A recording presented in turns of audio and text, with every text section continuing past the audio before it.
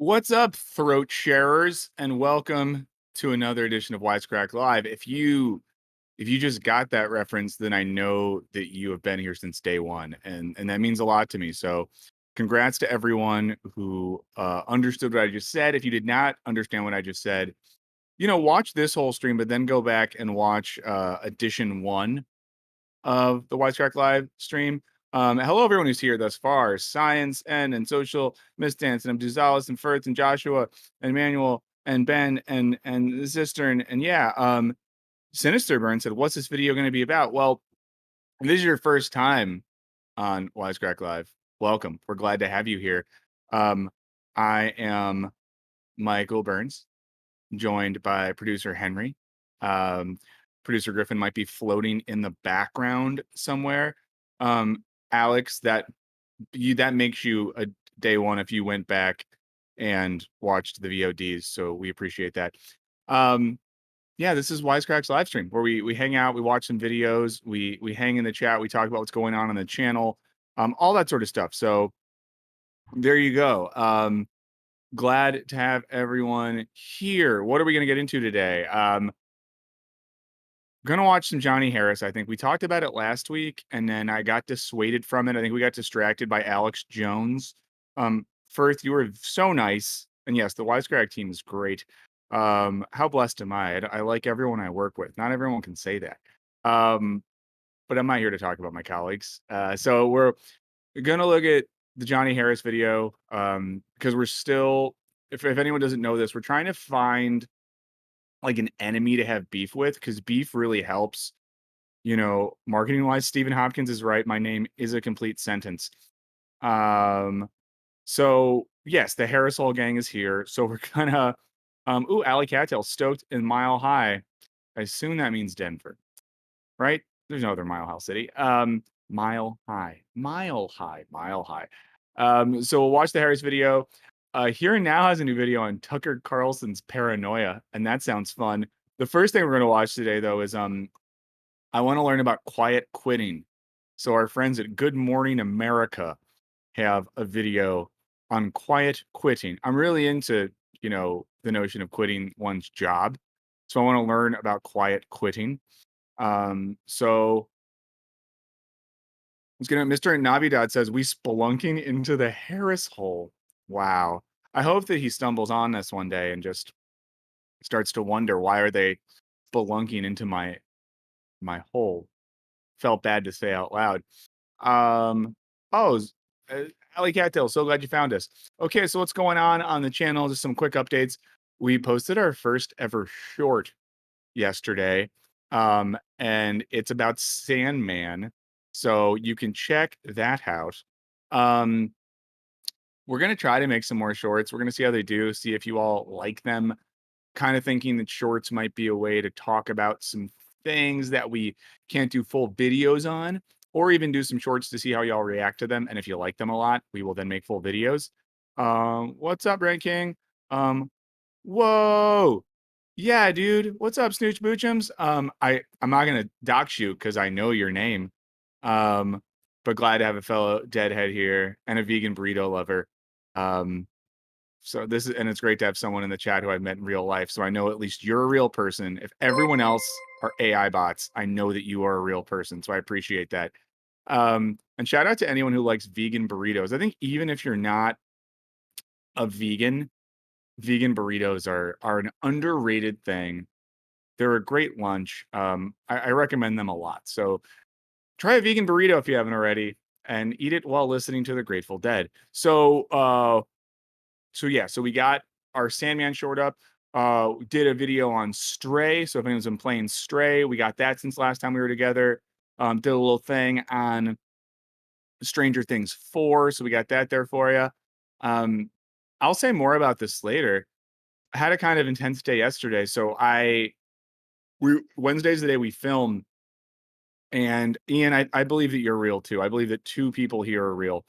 But yesterday we were filming a philosopher reacts to Jordan Peterson, and I don't want to say that I messed up, but I over prepared. I watched like 30 hours of Jordan Peterson clips to prep to make this video, and I got really into it. By that, I don't mean that I got really into it, as in, wow, he has some really great points. This is what I'm into now. That's not what I did. But I got really intensely into like taking notes, and then I started reading a bunch of Jacques Derrida and Michel Foucault and Marx, because these are the people he talks about. And I made like a 30-page note document, and I had all these clips narrowed down. And then we started filming it yesterday, and I realized that I just over prepped, just over prepared. I and yes, I think I am a masochist, and it was rough. So we started filming, and we very quickly realized that if I if I watched all the clips I prepped, we were gonna have a some more news length video on Jordan Peterson, and it'd be like 2 hours, and we don't make 2-hour videos on Jordan Peterson. So we I think we filmed maybe 20% of what I prepped. Now I'm a little stressed that it's not gonna make sense. I think I prepped for a magnum opus, and it's gonna be a shorter video. So yeah, air pressure's here and says, "Let's have a good time, y'all." And I agree. After I make my bed, I'll say this though. There's, I'm a big believer in broken clock theory, and you watch hours of Jordan Peterson. And let's say the bad stuff about Jordan Peterson. So I only watched things where he talks about philosophy explicitly, and I say this not to be hyperbolic. I truly am not trying to be hyperbolic here, but almost every single thing he says about the work of Karl Marx, Michel Foucault, and Jacques Derrida are wrong. I mean, are literally wrong, are indicative of the fact that he has not read them. And yet he's, spoken all over the world and posted videos that millions have watched. So what makes me sad is I do believe, and maybe I'm being too soft here. You can let me know if I'm being too soft. I think there are well-intentioned people who are just looking for meaning in life, because we all are, right? And maybe you stumble upon a Jordan Peterson video, and maybe there's something he says that kind of like you're like, okay, and oh, he's a doctor, he knows stuff, and then he starts spouting about philosophers, and maybe you're like, yeah, sure, this must be right, and that's what makes me sad. That he's just completely misrepresenting people. For any of my fellow philosophy majors out there, a lot of straw man fallacy, there. So I need to watch the some more news video, because we talked about this last week in the stream. I didn't want to watch it before we made our Peterson video, because I didn't want to like unconsciously appropriate Cody's brilliance. So I didn't want to do that. So maybe I will do like a stream or something where I get into some of the Peterson stuff I wasn't able to film. Brent said, as someone who likes philosophy and sports, are there any philosophers who are real no, yes guys, just as prone to saying interesting ideas as to introduce stupid or ignorant ideas? I think a lot. I think most philosophers, this is like my real theory, have one good idea. The best philosophers in the world have like one good idea. And then it's a question of, do they spend their careers re-articulating that one idea over and over in different context, which I think is what they should do, or are they so ashamed that they try to come up with other ideas, and that's where you get the no, yes type stuff. Yeah, Brian M says Jordan Peterson feels like one of those guys that gives grains of truth to get you to believe him, then says a bunch of garbage. Yeah. Um, Yeah, and the letter W says Peterson has affected so many people's desires, it's hard to unravel the scope of those who mimic him. Yeah, so I don't know, but I think this is the thing that producer Griffin pointed out when we were filming yesterday, and I hope he's okay that I say this. Um, that with like the Peterson phenomenon, he is speaking to something that is, I don't know, real, in that people feel alienated and sad. People feel like their life doesn't have an overarching meaning that makes sense of it. People feel alienated by systems in the world. All that is like true. And of course, all that stuff that's articulated by the very philosophers he hates so much. And I think that if he has any sort of genius, it's knowing how to exploit those feelings in people. Um, So yeah, yeah. Alley Cattail says media studies here. We love media studies. Lots of philosophy, sociology, psych. Love it. Overthink strategic like a weirdo for sure. Um, Rianne King says, can you extend the one good idea to most things? Yes, this is what I think you can do. If you have one good philosophical idea, you can apply it to so much stuff. So even like, I don't know, I think Marx's concept of alienation is good. We can use alienation to think about so many things. We can use alienation to analyze our relationship to our labor. We can use it to analyze the relationship between products and producers and industrialists and the people that work for them. And we can use it to think about the way in which we're alienated from digital products, all sort of stuff. So yeah, whoa, damn. Matthew Roder said Michael Burns isn't just Johnny Harris in a hat. Here's the thing. I wish I was as handsome as Johnny Harris. I'll say what we've criticized Johnny Harris here before. But what I'll never criticize is he might be the most handsome guy on YouTube. I don't know. But maybe I have bad taste in guys. Who knows? Let's see. Penny Waldrop says Marion Williamson needs to debate Jordan Peterson. That would be fun. One thing we might watch this on stream at some point. I did watch the Jordan Peterson Slavoj Žižek debate. That was funny. It was a funny debate because it wasn't a debate at all. I'll save it. I'll save it. Let's stop talking about this. You're probably not enjoying it. No one wants to hear me talk about Jordan Peterson. My biggest takeaway from watching all the Jordan Peterson clips, though, is that there's something really important. Oh, yeah, this is in the chat, too. If you're watching this and you don't hate it, click like. Ooh, Alex made a really good point. Alex said, how can you say Johnny Harris is the most handsome when you've worked with Legal Eagle? That's a good point. And, there's always the thing when you see someone digitally and you meet them. And when Devin Legal Eagle walked into the studio that day, I was like, yep, it's all there. He even had, and to be clear, I say this in a complimentary way, he had like multiple outfit options. He's so sharp dressed. And to be honest, I think someone on our team made this comment that might have been producer Griffin, that's standing next to Legal Eagle. And I imagine Devin and I are similar in age, that I looked like a middle schooler. Like he looked like an adult and I looked just like a middle school skateboard kid or something. And sitting next to him, I was like, should I start dressing more fancy like? But I was like, no, you can't play someone else's game. You got to play her game. Yeah, and then Gypsy makes the point, and I'll say this with the Peterson thing. I went back and watched a bunch of his lectures when he was still a professor, and if you just watch those, it's like, yeah, as a psychologist, he's saying stuff that is real within his field. Like it just, yeah, the internet broke his brain like it's breaking all of our brains. Let's see. Yeah, debates are kind of silly.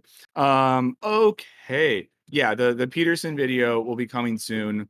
We'll see if we can make it work, everyone. But yeah, I want everyone to be comfortable acknowledging their failure. And yes, I experienced failure when making that video yesterday, and now I'm gonna have to work with our delightful directors and editors and producers to hopefully try to make it work.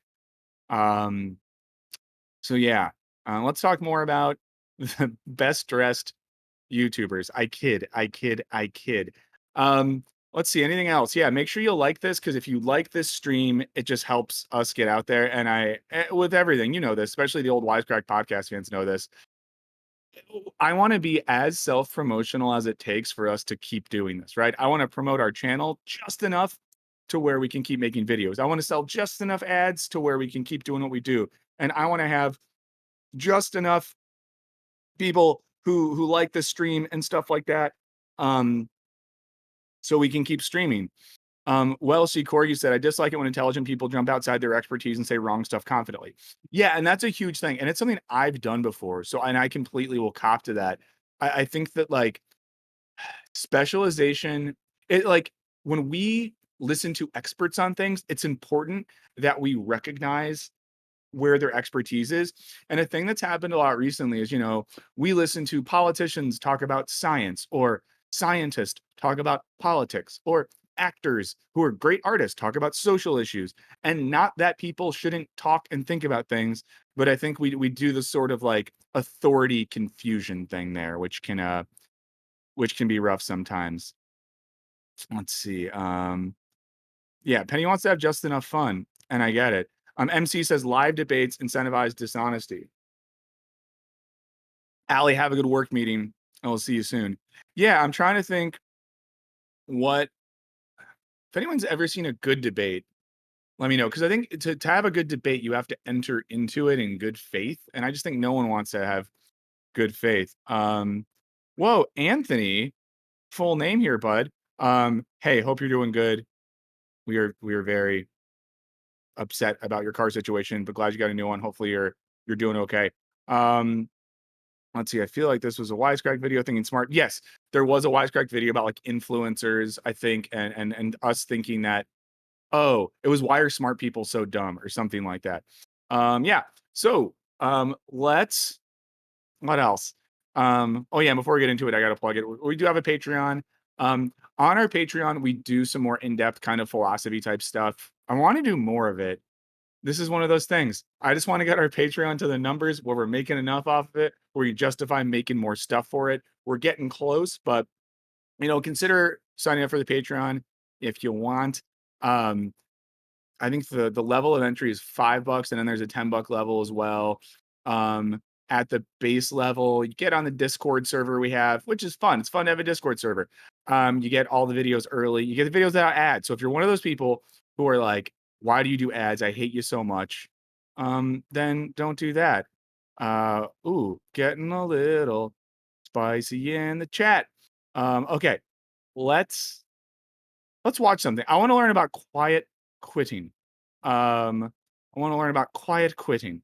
This is one of those things. I often say that I don't watch videos before what's the word I'm looking for? I don't watch the videos before we watch them here. Sorry that I was out of it for a second there. I promise I'm not stoned. That was real too. I'm not stoned. I feel like by saying I'm not stoned, it makes it sound like I am stoned, but I'm not stoned. But I want to learn about quiet quitting. That's what I really want to do. Oh my God, Brian, thank you. Brian, I wish that the money could be used for beer money. I'm not sure where it goes. I'm going to be honest. I'm not sure where the money goes, but I should look into it. I don't know where it goes. But hopefully, Brian, someone gets beer off that. That's super nice. Firth has a job interview for a writer editor position. Yes, send all the good vibes to Firth right now. Send it there. Hassan Harris, yes, we're doing the Harris hole today. We're doing the Harris hole today. I promise. Anthony says, is quiet quitting like an Irish goodbye? Maybe, but I've been thinking about work this week. I was talking about this on social media earlier this week. The thing I've been thinking about work-wise is there's this trend where companies love to do this thing where they send you an email that says something like, congrats team, this quarter we have record profits, blah, blah, blah. So the company tells you how they're making all this money. But then if you were to hit up your manager and be like, can I have a tiny raise? They're like, we just can't do it right now. Things are tight. We need to make sure we're producing more and blah, blah, blah, blah, blah. And it's really wild how they just do that. Okay.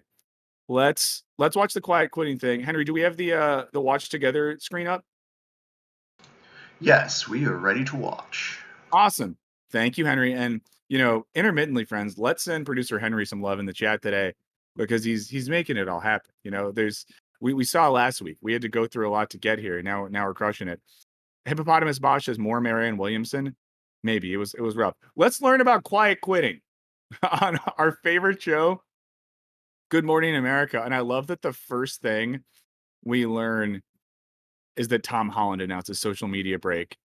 I mean, it's detrimental to all of our mental states, Tom. So good for you. Alex says, yeah, we're too busy underpaying our workers to record profits. For sure. Okay. Quiet quitting. It's the new job trend that does not involve leaving your company. Hold on. I need to change my settings so I can hear it more. I can't hear this man. Okay, let's hear more about quiet quitting. It's an unexpected spin on work-life balance that we first saw in the Wall Street Journal. And ABC News chief business correspondent Rebecca Jarvis has the story. Hey, Rebecca, good morning. Hey, Gio. On these shows like Good Morning America, which I never watch, they're constantly bouncing from person to person. Oh yeah, Henry with the tip. Hell yeah. John Kim, glad to see you here. Okay, let's learn more about quiet quitting. Good morning. And instead of handing in their 2 weeks notice, burned out employees are quietly quitting. Here's how. Today, I want to talk about a trend that I've been seeing all over the internet, as well as heard from a few of my friends. Well, Paige didn't listen to Jordan Peterson and make her bed. I'm kidding, Paige. I'm kidding, Paige. My bed looks horrible right now. I just had to do it. Which is quiet quitting. Quiet quitting, the new trend redefining work-life balance for Handsome Head Injury said, "Is this an Office Space philosophy?" That's a really good point. Are they just doing Office Space? young professionals everywhere. Quiet quitting is just kind of, it's about quitting the hustle culture that goes along with work in our society. I can still be a very productive, active worker and not have to focus on work 24 hours a day. So is quiet quitting like the everything but of work? So they haven't really said what it is. So it sounds like quiet quitting is when you say that you quit without quitting. So it's like when I went to a so this is doing an Office Space. I went to a college with a lot of very religious people. No shade at all on that. But I knew people in college who would this is dark. I'm gonna say a dark thing right now, so get ready for it. I know people in college who would have anal sex, but not standard penetrative sex because they didn't want to make God mad, but they thought that God wanted you to keep your front part virginity, but you need to keep your butt virginity.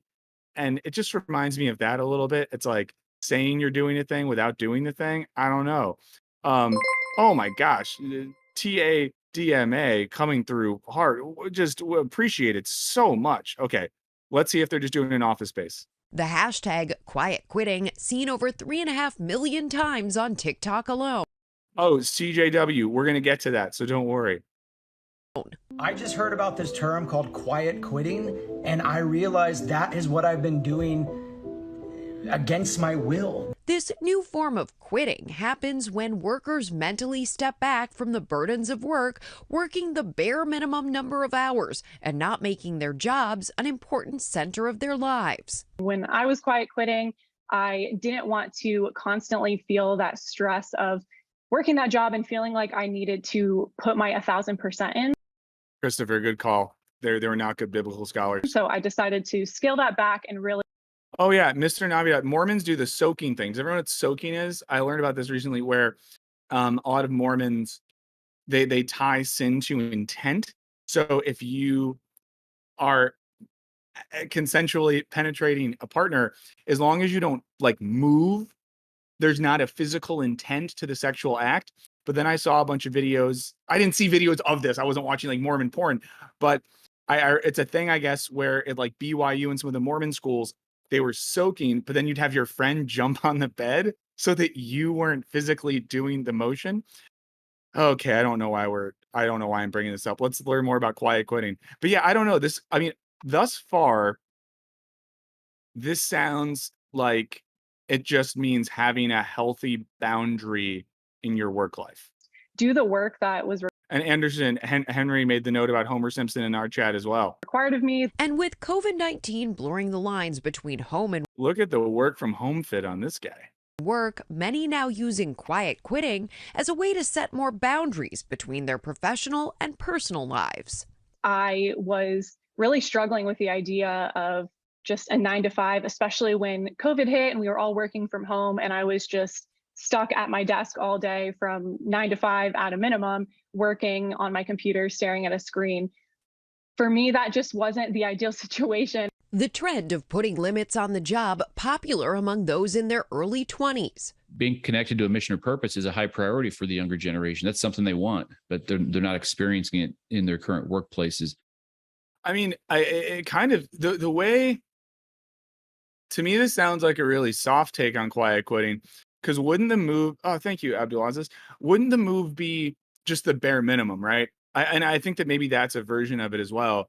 That, and sometimes I've talked about this. I think that if one has a job that, I don't know, you don't. I just sometimes think with certain jobs, why wouldn't you just do the bare minimum? Like, why wouldn't you? Why would you go above and beyond? Like, do the minimum that you get paid for, and if they want you to do more, just have them pay you more? I don't know. Really comes down to your priorities. If your objective is work-life balance over income and maybe even job security. Yeah, Steven says, isn't this just how Europeans work? Europeans in the chat, let us know. And you're not looking for big raises and promotions, then this could work for you. It is much easier to pull off when there are nearly 2 job openings for every job seeker. The risk is that the less invested employees are more likely to be laid off in a down economy. And Gio, real talk here, I wasn't ready for Rebecca Jarvis to say real talk here. I want to hear Rebecca Jarvis say, Gio, real talk here. Economy and Gio, real talk here. Just one more. I need it, and I don't know why I need it. Economy and Gio, real talk here. I don't think if you or I had quietly quit along the way that we would be standing here right now. Oh, look at that moralism. Look at Rebecca with the moralism. Gio, if we would have quietly quit, we wouldn't be here. You know what? I grew up with Cuban grandparents who saw a lot of honor and work, but that also Oh boy, Gio. Oh boy. meant no vacation. So I guess we could see a little bit of both sides Honor and work. I don't know, man. here. What if you're feeling a little burnt out, though, Rebecca? There are some ways to take control Yeah, Rebecca, real talk. What if you're burned out? here, right? Right. And a lot of people are feeling burnt out right now. The first question you want to ask is, how much is this coming from you or your employer? If there's a part of it that's coming from you, there's a conversation to be had with your boss, your manager. I love that the advice here is just have a conversation with your boss or your manager, because we got to remember that in our jobs, our bosses and our managers, they're our friends. They're our family, and we go to them like we'd go to a father or a mother figure. Set time. Yes, Tim, they definitely both came from money. Talk to them about the fact that you're feeling burnt out. Look at your schedule. Be a problem solver. Okay, so we're actually working on a video about this right now at Wisecrack on some of these things. I think you're going to love it. It's a video on productivity and the history of our obsession with productivity. So I just love this. So I think all this advice is pretty bad. So talk to your manager about adjusting schedules, off times. Maybe, but in many jobs, I'm lucky that I like my manager. He's great. Genuinely saying that. And I've talked mess about my own company on here, so I have no reason to lie. But yeah, talking to a manager, maybe be the problem solver. I hate this so much. Why is it your responsibility? This is what we've done as a society, created a culture where our individualism has gone so deep that it's my responsibility to fix my work life. It's my responsibility if I have a company that's demanding way too much of me and alienating me from everything I'm doing. No. So now I have to do the work of problem solving, communicate respectfully, I guess. But like, I guess I would say, speak to your company with the respect that they give you or something. I don't know. And then find community in workplace industry. I mean, find community, find solidarity, gather together in your workplace and industry. Realize that in your workplace and industry, you have more collective power than the people who pay you do. Organize that collective power such that you can collectively bargain. I don't know what the word for that would be. There's a word for that, right? Is there a word for that? Sorry. Yeah, someone in the chat said, Erica said, Protestant work ethic says what? That's exactly what it is. Someone else says, Hippopotamus says, work is not family. I can't get fired from my family. Zura says, it's always our fault. Unionize? You said it, Evo Andre. Zura, you said it too. I didn't say it. I didn't say the word. I'm probably not allowed to say that. So I wouldn't say it. I'm just reading the chat. Let's see what other advice we get. How can you that you're fulfilling all of your obligations to your company while also helping fulfill the obligations to yourself? And finally, think about building community. Gio, it might not necessarily be on your team. I'm so lucky it is here for me at GMA and all of us. Just licking the boot on TV. Just licking the boot. But for people who don't necessarily feel it on their team, look around the company. There may be others. And when you have that community, those friends at the job, it goes by so much more quickly. Gio? All right, Rebecca's Real Talk. I like the sound of that segment. Yes. All right. Rebecca's Real Talk. Rebecca's Real Talk is basically like, work hard, put your head down, be respectful, and lick the boot. Udabide says, what are you drinking? I'm drinking Trader Joe's sparkling raspberry lime. This stream brought to you by Trader Joe's. Do you like to buy food, but have the food be cheaper than other food? Go to Trader Joe's. Even though it sounds like maybe they treat their employees not great. Sorry that I made anyone mad watching this. But again, too, what's up, Monica Lopez? CV Jordan says, try singing songs while working. And to be clear, too, I don't want to make it sound like all work situations are bad. Like for example, I like everyone I work with. They're all genuinely good people. I'm very lucky to have that be the case, but it's not, I think that's not like the normal state of things, that everyone that I work with is great. So I'm lucky in that case, but I still work for, like, we're owned by a huge company that has no idea that we exist. So there you go. Let's see. Yeah, I think some Trader Joe's are unionizing. Again, I didn't say unionize. It's a word I learned in the chat. I learned about unionizing in the chat today. Again, check out our Patreon. Make sure you like, give this stream the old thumbs up if you can. It just helps us out. It means a lot to us if you do. Also, just a reminder that all the streams, while they're not like listed on our main page, we have a playlist so you can go back and watch the other one. So if you're ever bored, or just if you quiet quit by staying home and, I don't know, eating vegan burritos and getting stoned or something, you can watch old streams. Penny says, I've been doing 4 people's jobs for 4 years and just got a promotion that pays for it in March. Steven says, quick poll, who likes their job? I do. I don't hate my job, and my job's pretty solid. So yeah. Which company doesn't know you exist? YouTube. Oh, so Wisecrack is owned by a larger company. So Wisecrack isn't its own grandpa. We're in like a Russian doll situation. Wisecrack used to be independent. Then we got acquired by one company. Then the company that acquired us got acquired by another company. It's just like corporate stuff. So there you go. Mass email from Jonathan. Does anyone feel alienated, undervalued, trying to find a community? Yeah, but if you do like your job, you're lucky. But I think it's important to remember that if you don't like your job, that's also fine, because it's not where we find our meaning. Okay, so we got a lot of time left. We're gonna spelunk into the Harris hole, and then we got to figure out what our euphemistic thing that describes Tucker Carlson is. I'm an alcoholic, works at a bar, works out well. Firth, we're not a conglomerate, Firth.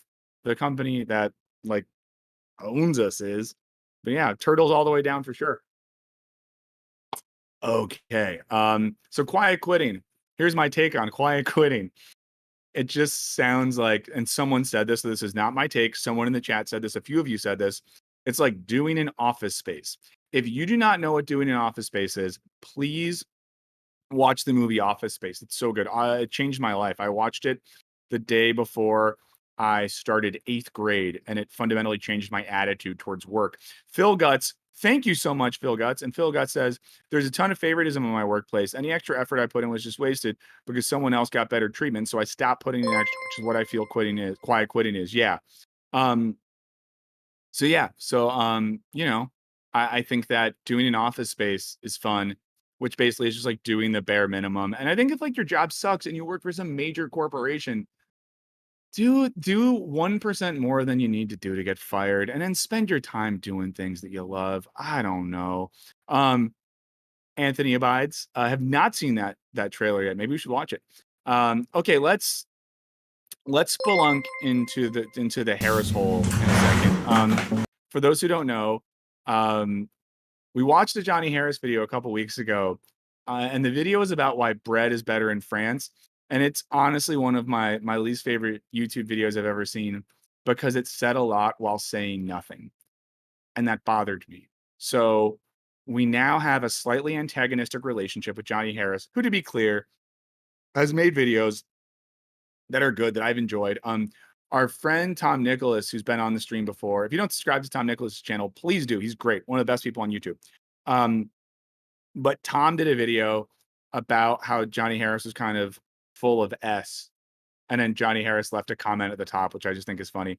And yeah, Mohammed, you're right. I don't think quiet quitting is the right term. I think doing an Office Space is a good term, or sort of like not overworking. I don't know. But yeah, works crazy. It's crazy that our whole life is about work, friends. The letter W said, if quiet quitting turned out really bad for the Soviet Union. Yeah, okay.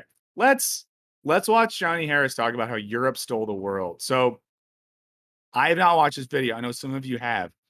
You know, you would think that if someone was going to talk about how Europe stole the world, I don't know, you're going to do an economic analysis of like colonial networks and how most of what Europe did was acquire material goods to fuel their economy via the colonization of non-European nations.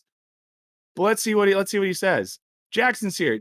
Jackson Mayer. If you don't follow Jackson's channel, skip intro. Wait, did I just say that wrong, Jackson? Now I'm so paranoid. I think Jackson's channel is skip intro, right? Go follow Jackson's channel right now if you don't already. Jackson is the king of Wisecrack editors, and any video you've seen as well that has a little bit of like a nice weird fun energy, Jackson has probably helped work on that. We have really good editors. We have really good editors at Wisecrack. Again, I'm not trying to say that like work is good and companies are good. We just have really good editors. Thorak video says Tom Nicholas is awesome and he just straight isn't being promoted by YouTube. I don't know. I think YouTube's being weird to some good channels these days. I'll just say that. Yes, follow Skip Intro, please. Penny loves Skip Intro. So yeah, Skip Intro, follow that. Tom Nicholas channel, follow that. I don't know. We'll shout out some other channels later. Okay, let's watch some Johnny Harris. Also today, let's remember this. At the end of the stream, when we do our What Arias, a segment invented by Dude Abides / Anthony, drop some YouTube channels you like a lot. Let's shout out some things we like. Jackson, look at this. Look at the humility. I am no king. We are a collective. He saw my hierarchical desires to reinstate the European monarchy and said, no, no, no, sir. No, no, no. So I appreciate that. Speaking of monarchy, never mind. I have a monarchy thing. Let's do, oh yeah, the propaganda series rips. Okay, let's go into the Harris hole, friends. Put on your hats. We're going into the Harris hole. The lighting in his videos is so good too. I'll just say that. He has good beanies, good looking guy, just great lighting. Also, his house is really nice. It's a really nice house. The world you live in today was sketched on paper by European men who looked like me, men who at first none of them had that cool hairstyle and the cool beanie, Johnny. Come on. First, were just Channel 5 is really sick. Curious and adventurous, but soon whose motives morphed into an insatiable greed, a confidence that their way was better than everyone else's. So I wonder if he's going to like psychologize the mechanisms of colonization. This confidence led to arguably the most influential series of events in human history. At least the history that affects you and me. A 500-year project of moving people and weapons and germs and language and violence to every corner of our earth. And in the process, gathering and taking home stuff to make them richer. Metal, rubber, tea, sugar, and human bodies. This isn't a history lesson. You won't hear me talk a lot about dates and names. Instead, this is the first of 3 videos where I want 3 videos. I know someone said last week that we should wait and watch them all at once, but then the other one didn't come out.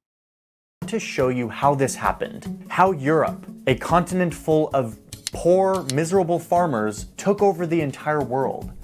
And in the process, they shaped it. They shaped it to their way of thinking and speaking and doing things.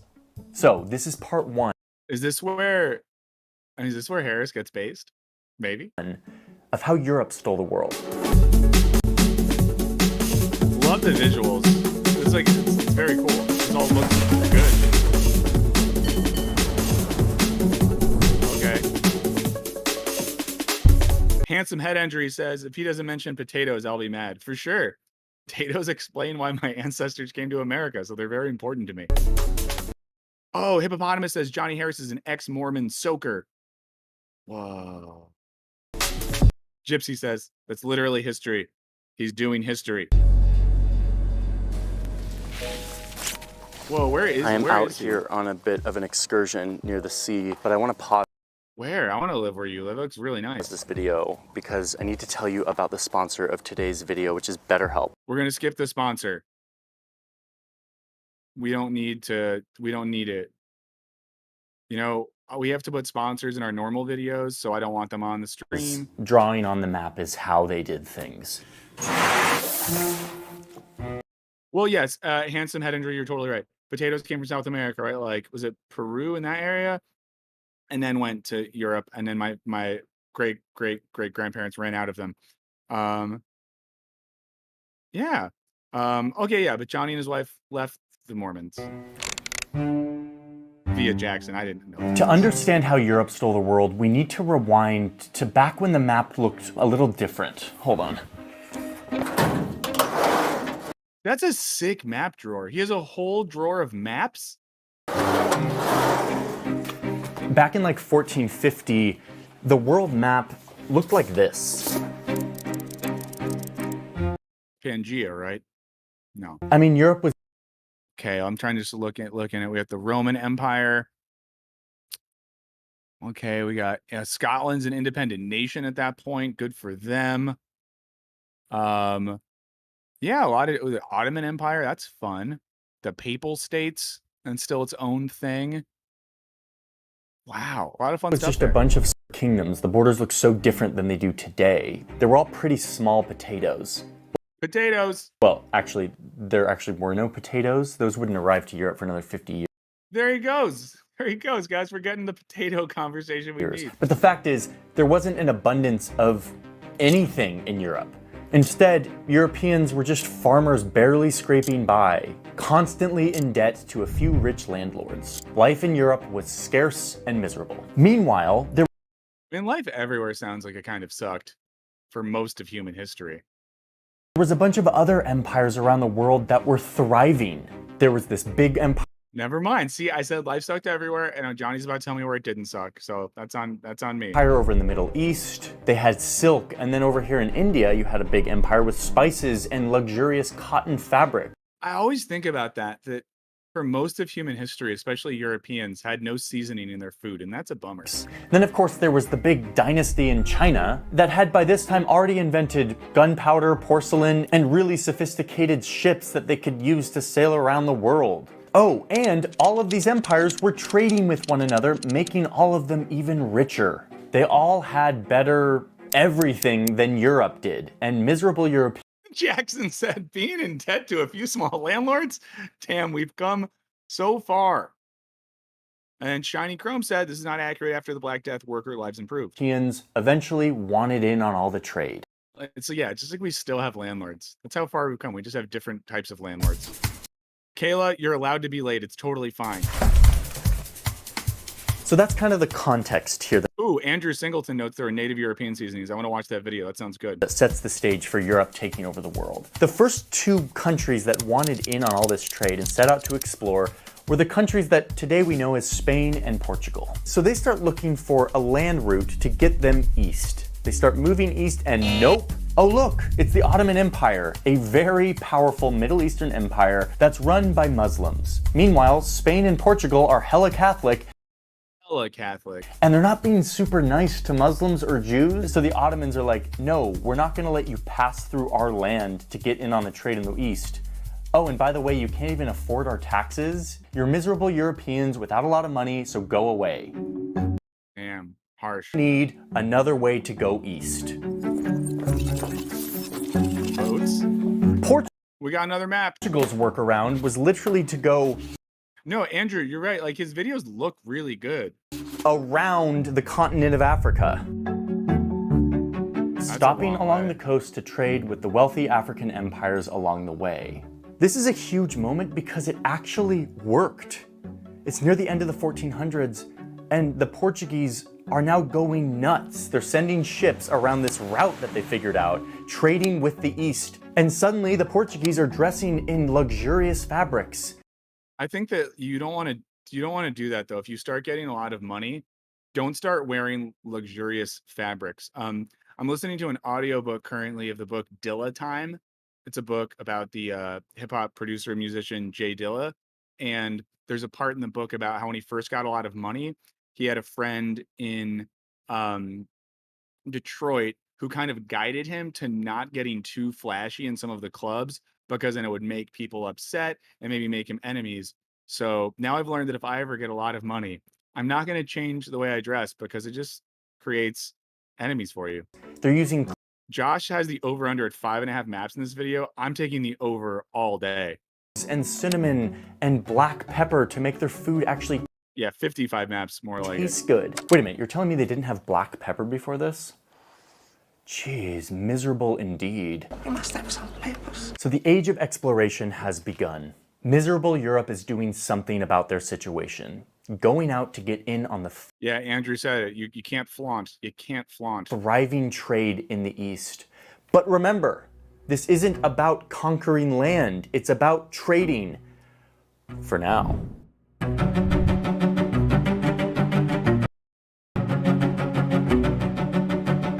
Okay, so now I mean, this is the point, right? That Johnny Harris, his videos look great. He's a great presenter. And I think sometimes it obfuscates the fact that we need a little more info here. But maybe he'll do it. Maybe he'll do it. Spain sees Portugal hitting the jackpot and they're kind of jelly. They want in on this too. Erica, garlic tastes great. Yeah, they had garlic in Europe. Sucks that some people don't like garlic. I feel bad for them. Garlic's great. Black pepper is a great pepper. They need to establish their own trade route to Asia, but they wanted to do things a little bit differently. Instead of following Portugal's lead and going around Africa, they listened to a pitch from this Italian sailor. And this sailor wants them to fund his new startup called What If We Sailed West to Get to Asia instead of East? Super promising Hey, James. name. Now, remember, at this point, people in Europe thought that the world Yeah, Judabides. That's kind of what they talk about in the Dilla book. Dilla also being from Michigan. Yeah. Remember when we were kids, if you grew up in America, especially if you're my age, we grew up just worshiping Christopher Columbus, just worshiping him. It's like that episode of The Sopranos, I think, where they tried to take down a Columbus statue in Jersey and all the Italians did a beating. looked like this. The logic was like, oh, we can just hop over to Asia by going this other way. So Spain was like, yes, great idea, high risk, high return, do it, Columbus. Well, it turns out the world does not look like this. And instead, over here, there are a couple of So I was watching, I don't know if anyone ever saw this. If you've seen the series, Netflix has a series that called How to Change Your Mind that Michael Pollan, the writer, made. It's based on his book that's about psychedelics and psychedelic research. And I didn't know this until recently. There's a guy, I'm forgetting his name right now. He's an early computer programmer and also an early LSD enthusiast who started a campaign to get NASA to take a picture of the Earth from space. And he made these like buttons that were like, why is there no picture of the Earth from space? And that tangentially relates to this because I was thinking about it while watching that last night. How incredible that! How disorienting was that the first time we saw a picture of that? Yeah, Jackson makes this point great that the only Italian in Sopranos, Furio, one of the best characters, and there's a whole alternate universe where Furio has a much better life, says that Columbus sucks. Yeah, Italians don't care about Columbus. Meeper said, I saw this video already. What are we doing here exactly? We're just watching and talking about it. We're going to not watch this video in a bit. So if you want to come back in a bit, but I'm very sorry. I know you've already seen it. But you know, what are you going to do? massive continent that Columbus ran into. But like many of us confident white dudes, Columbus was like, yeah, I know exactly where I am. We're like in the Indies right now. Like over those guys over there, those are Indians. Yep, I can feel it. But instead he was like in Cuba. But despite the mansplaining, Columbus kind of found exactly what he was looking for and more. Great empires with Leif Erikson Day was celebrated in Minnesota. Is Leif Erikson better or worse than Columbus? Onodera 1980. I truly don't know enough about Leif Erikson. I can't even say it. rich culture and food and precious metal that weren't available to him back home. He was right on target. So he's like, all right, guys, let's trade. But then he's like, wait a minute. These people don't have armies or navies protecting their stuff. So this. Whoa, Lucas, just watch a story and critique this video. Meta YouTube today. Lucas, what's the video you watched that critique this? Let us know. This must be kind of a different place, different land with different rules. And this is where the biggest light bulb moment of the century goes off in this guy's head. Change of plans, boys, says Columbus. We're going to claim this land. And everyone was like, wait, what? You heard me. We are claiming this land. And the boys are like, wait, weren't we here to like trade with great empire? Let's see. Yeah, Gypsy says, not gonna lie, immediately don't trust popular history when they don't cite sources. I mean, that's a big issue with YouTube content in general, is like the citing sources while still making things that are interesting. It's a hard balance. Portugal's been doing this for like all these years and getting rich, and he's like, no, they don't have armies. They're just letting us show up and like be here without a fight. So obviously that means they don't mind if we just like claim the land. Reminder to like this stream if you don't mind it. It'll help people be here so we can keep doing it. I mean, I'm taking some creative liberty here on like explaining what Columbus He said he's taking some liberty. That's was fair. thinking, but like, look at the letter that he wrote. Ooh, present past. I'm gonna check that out later. Here's the letter that Columbus wrote back to the king and queen, reporting on what he saw. Good handwriting. He's back saying that he discovered many islands inhabited by numerous peoples, and then I took possession of them for our most fortunate king, making public proclamation and unfurling his standard, his flag, with no one making any resistance. No one making any resistance. Spain and Portugal set. I'm not going to do this because it would be way too meta, but now I really want to watch the present past video on the stream, but we won't because no people have already watched it, but I just loaded it. I want to watch that later. Out to trade. They sent out to like explore and understand and get in on the global economy. But Columbus's realization was instead of trading, they could actually just claim. I mean, it seems to me, I'm not a historian, but it seems like what's happening here, and I think I said this before, is it's sort of like a psychologization in which we're ascribing the colonial aspirations of countries like Italy and Portugal to like individuals. Like, oh, Columbus did all of this. But I don't think that's what happened. I think there was these European countries had wildly colonial aspirations, and it wasn't like an accident. I don't think they like stumbled into large-scale colonization. Claim land themselves, and this changed everything. Christopher says Howard Zinn, A People's History of America, lays into Columbus pretty good. Oh, it does. After all, no. That's how I know if someone went to like a cool progressive private high school. I went to a public high school, but I have some friends that will be like, "Oh, we read Howard Zinn in history class in high school," and I'm like, "You went to a cool high school." No one was making any resistance. Yikes! This moment is the foundation upon which all European imperialism grows. That does not sound true to me. Again, I'm not citing a source here, but this is also a stream and not a produced video. That doesn't sound true. I'll show you. Got another map. If anyone's keeping count. Is this 4 or 5? It's the moment that would give us the first big division in the minds of Europeans, the thing we wrote on paper, the old world versus the new world. This is really familiar language to us now, but it was invented in this moment. The new world was now seen as land that could be claimed. It was fair game to go conquer because they didn't have big armies or a Christian king. Forget trade with the East, said Columbus. There's a bunch of land that we can go take over in the West. Yeah, Brian says kind of like Columbus was a product of a culture that was fine with colonization, and you have to remember he had funders. Yeah, I mean, there's also a sort of theological element here too, right? That Europeans during this era were very much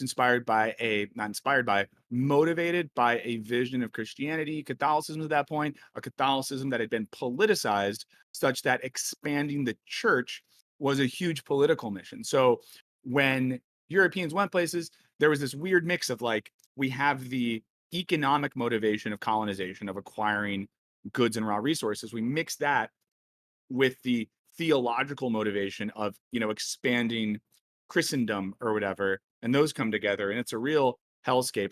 The movie The Mission is really good, starring I think De Niro and Jeremy Irons. If you've never watched the movie The Mission, I think it's one of the best movies that gets out like the contradictions at the heart of colonization, and you see this mix of like the theologically motivated priest with the power motivated conquistador.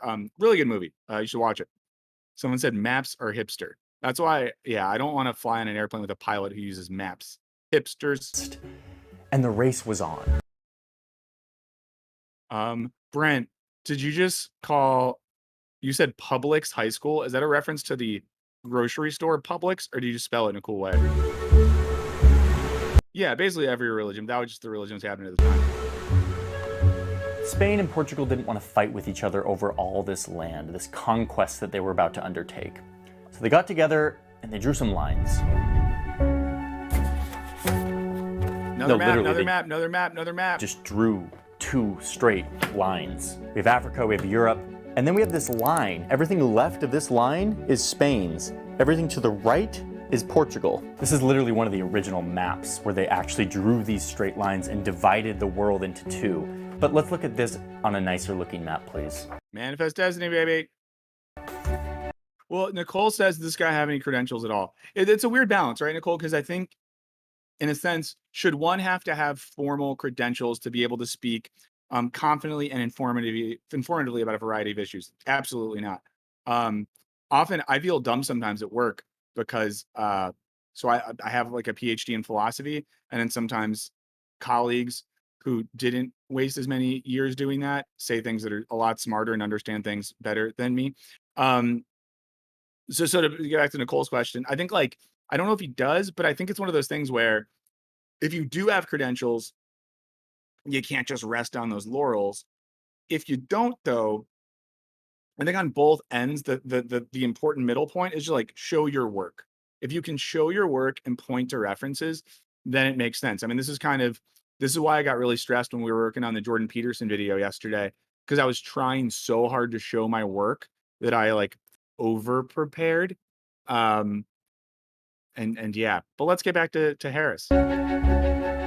There we go. Now we can see. Okay, so that's Spain and Portugal. Yeah, I don't want to say who made out better because that'd be weird. I didn't know that Portugal, I guess, had possession over Australia. Very clearly. Oh, look, now we understand why they speak Portuguese in Brazil.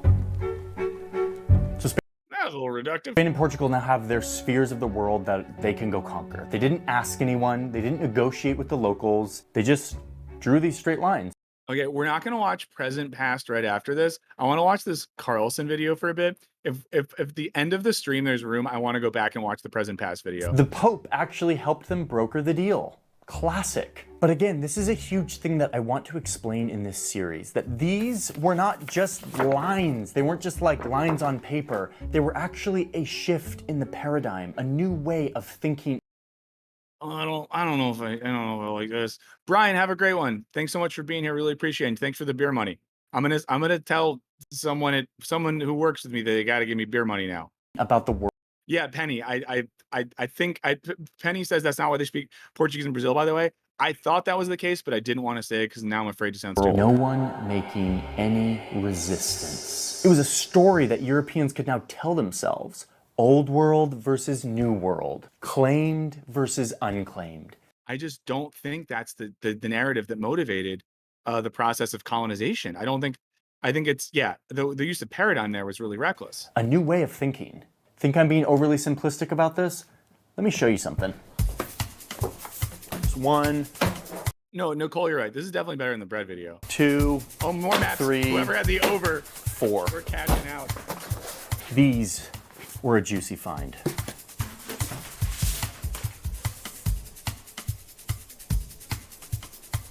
I found this amazing Portuguese nautical atlas. It's a bunch of maps that the Portuguese Navy drafted up right after these 2 lines. Dominic, we're working on it. We really are. Divided the world between Spain and Portugal. And it is an amazing series of maps. But not only because it's visually stunning, but also because it lets us into the mind of how the Portuguese saw the world after they divided it with Spain. Yeah, credentials could definitely be overrated.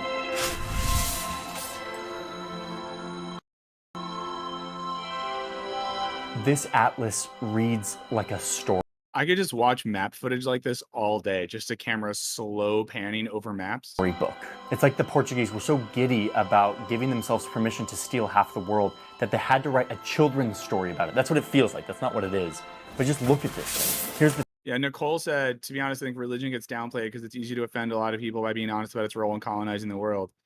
Yeah, but I mean, I think the thing too, right, is that religion especially in European history, we can never really untie it from economic and material interest and political power.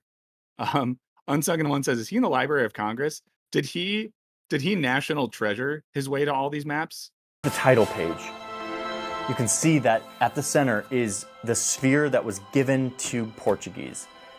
Brazil, Africa, what is now the East Indies.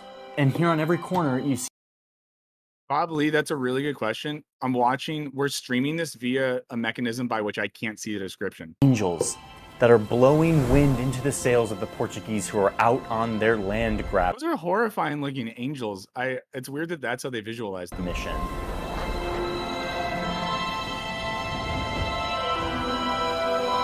So this is just the title page. The subsequent pages of this atlas are close-ups on different regions. Another map. Just a reminder, we're watching the Johnny Harris video right now. This is almost over. We're gonna watch the Here and Now video on Tucker Carlson's Paranoid Mind in a second. So the hits will keep on coming. But thanks for being here. Thanks for hanging out. You're on Wisecrack Live. It means a lot to us that you're here as always. Thanks to the chat. I truly think this is the best. It's just the best chat. I watch a good amount of streams and live events, and I've just never seen a chat like this. I mean that genuinely. This is the Caribbean over here, look. This will become Cuba, this will become Haiti, Dominican Republic, North America, South America, all of this unclaimed, up for grabs. Here, our story depicts all these flags. Some of them are Spanish flags on the islands on their side of the line, but then you have Portuguese flags on the Portuguese side of the line. The status of this land according to the What is the point that he's making right now? fantasy of the Portuguese, changing from unclaimed to claimed by men on ships with Christian crosses on their sails. Ooh, that was the first reference he made at 14 minutes and 34 seconds to the Christian showing motivation. up and planting flags. This was like playing a board game to them.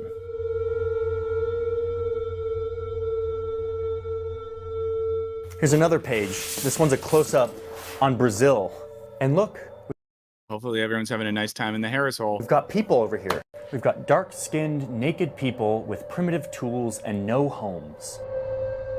It looks like down here in Brazil, they spend their days chopping wood naked and dancing, all while being gazed upon by fantastical birds and dragons? Cody, that's a good question. I don't have time to do those things, and I'm probably going to lose my mind at one point because I'm consuming too much media. This was an official naval atlas. Josh Larson says, "Do you think we'll ever untie religion itself from what people have done to it in the name of religion?" Maybe, right? I think people have really tried. I think there's some interesting attempts at Drafted that. for the king. And if its message wasn't clear enough on how these people should be depicted, the atlas has a little info box up here. Yeah, Richard, we're in the hole, dog. Where they say that the Brazilians are, quote, savage and very brutal. This is one of the first atlases ever made, and it wasn't really a navigation Sorry, I searched for quiet quitting and gave up. Yeah. tool. It was much more a declaration of a new way of seeing the world. Unclaimed territory, subhuman people, all of it up for grabs by Christian boats. So yeah, this is how it all started. Under this new paradigm, both empires Yeah, Brian Crowers. I think there's some interesting stuff there. Yeah, I mean, I think liberation theology is really good at that. Speaking of Brazil and Latin America, yeah. expanded very quickly, forcing the Spanish and Portuguese languages across the ocean, mining vast quantities of silver, creating plantations for tobacco and sugar, and in the process massacring the people who were living in this new world, both with their weapons, but also with their European cities. Nicole, thank you for referencing the Disney video. Yeah, this question of religion and politics, we actually got into that in our recent Disney videos. Germs that the people being conquered didn't have immunity to. I mean, this whole thing started with curiosity, with a thirst. Did it start with curiosity? Is that it? Was it curiosity? Was it really curiosity? To get in on the trade in Asia. But soon, as this fantasy of unclaimed land came into the picture, the goal shifted. The project. Yeah, Jackson, the music is very. This is why I mean this very genuinely. His videos, and this one in particular, it looks beautiful. His style of presentation is compelling. The way he uses the maps is great. And then the music, it has that lean in effect, like, oh my God. But it creates this like simulacrum of information being conveyed or something's happening, but then you abstract a little bit and it's like, what's really happening? Pivoted, and Europe was telling themselves a new story, that they, enlightened Christians, were entitled to claim it. And while this story starts with Spain. Okay, but see, now he's getting to it, like the notion that religion created a sense of entitlement by which people could claim land. In Portugal, soon it spread. Other European countries poked. So Wisecrack thinks colonization has nothing to do with Catholic Church and King and Queen. I said that. So you might have just jumped into the stream, but I was literally talking a few minutes ago about how colonization has everything to do with the church and power. If you rewind like 10 minutes, I bet you'll see that. Their head up from their farm work. And yes, it is just map form. And said, hey, we're white Christians also. We know how to sail. We want in on this story of unclaimed land. And that's the next chapter of the story, one that I will tell you in the next part of the series. Wow. We went to the Harris hole and we came out alive. We spelunked, as someone said earlier, into the Harris hole. We were like the brave British men that rescued the Thai boys from the cave by spelunking into the hole. Oh, Baka, don't worry. I'm not trying to say you're bad. I just want to let you know, I would hate if you really thought that our official position was that colonization was not grounded in the sort of dark synchronization of religion and politics. So we did it. Yeah, someone said RIP Patriot Act. Patriot Act was so good. And I think that if anyone watched the Hassan Minhaj show Patriot Act on Netflix, it was one of the best sort of like explainery kind of YouTube-y style videos or shows there ever was. That and what was it called? Problem Areas with Wyatt Cenac. Both incredibly good shows that I think were the peak of the like comedic social political explainer form, and they both got canceled. Brent said, I'm sorry I keep bringing it up, but now you have me interested in the sexual habits of Mormons. I don't care about any more maps. Yeah, maybe Harris can do a video on that. The sexual adventures of young Mormons. Yeah, Patriot Act and Problem Areas, both good shows to watch if they still exist. So we're going to watch this Carlson video in a second. Just reminders, if you're here and you're hanging out and you don't hate this, yes, religion in general, for sure, give us a little thumbs up. It helps. Yeah, Simon, Patriot Act got canceled. Patriot Act as well. Wasn't there an episode of Patriot Act that Netflix took off because the Saudi Arabian government was like, can you take that off or something like that? Yeah. Sorry, I needed a water sip break. Let's see. Jackson says writers of Patriot Act also mentioned the production of the show was really cutthroat and not what they talked about in the show at all. Damn. And that's a bummer as well. I mean, here's the thing we talk about sometimes in Wisecrack even, like, we make videos that will talk about issues like overwork and the obsession with productivity and all these things. And there's an irony sometimes when we find ourselves, feeling very overworked and struggling to get stuff done. And it's like, damn, it's hard. And to be clear, me saying that wasn't a way to give excuses for people that had a bad time working on shows. But yeah, the media industry is rough. It's rough. People have a bad time working on things. Let's see. Let's just get into this Tucker Carlson video. I like Here and Now. It's a fun channel. There, then and now. Now, I think I've been saying Here and Now. It's then and now. I'm probably thinking of the 90s Letters to Cleo song, Here and Now. I think that's the one I'm thinking of. Let's see. Sorry, there's just good info in the chat that I'm reading. Yeah, and again, constant reminders about stuff. We're on like TikTok, we're on Instagram, Twitter, all those sorts of things. You can find me on Twitter as well if you want my more unhinged takes on happenings in the world.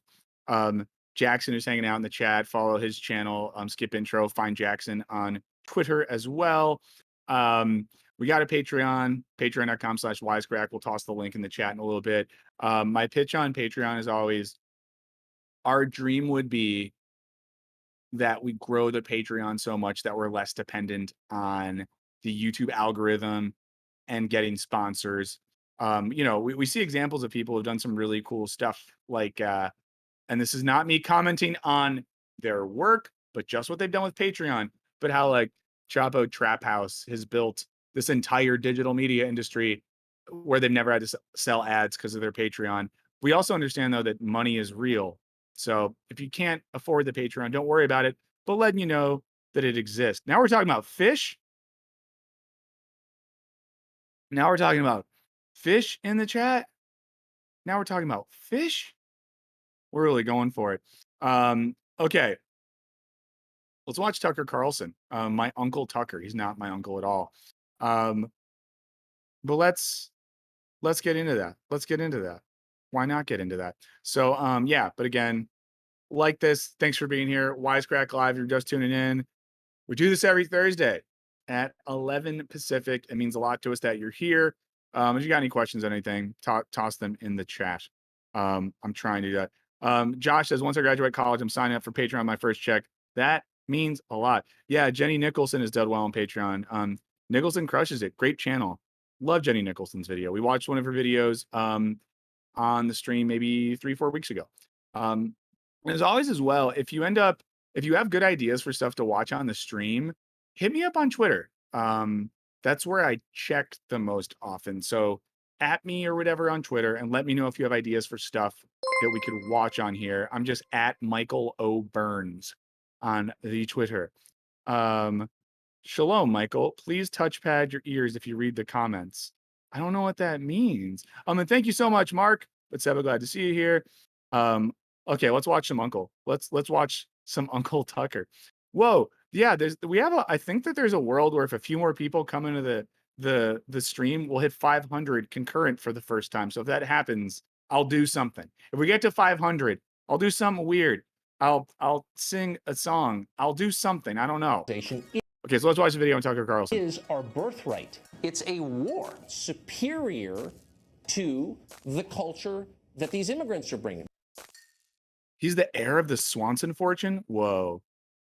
Yes, Michael Othello Burns.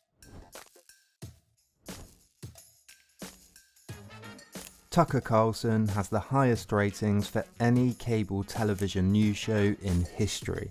That's really crazy that more people have watched that show than anything else. What was I about to say? I was about to say that Michael Omicron Burns. Yes. Someone told me once that Tucker Carlson was a deadhead. I really hope he's not a deadhead. So, because that would bum me out. But Ann Coulter's a deadhead. So there's some bad deadheads. Is the most influential conservative in the world and has been touted as a potential Republican presidential candidate.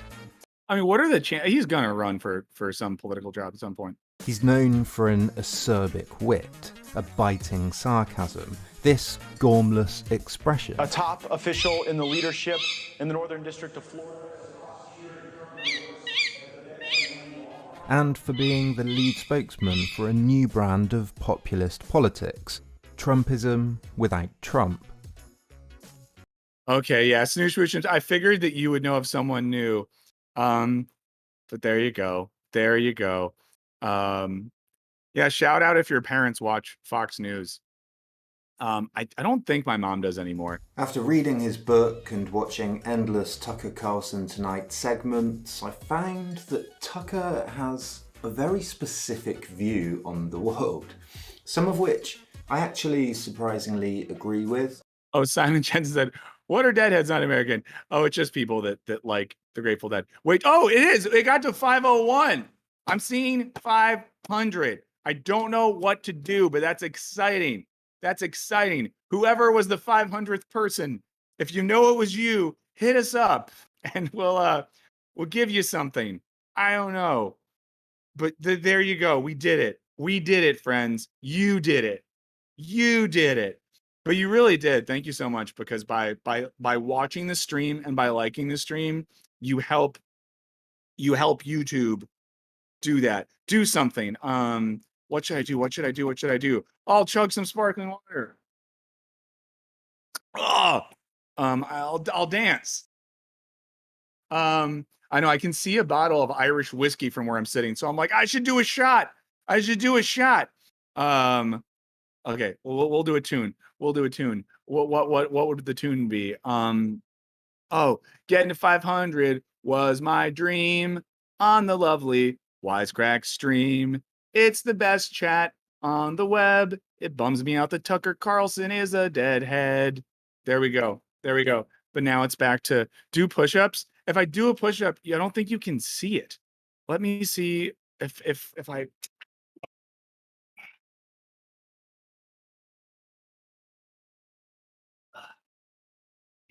Oh, I did one push-up. I did one push-up. I did one push-up.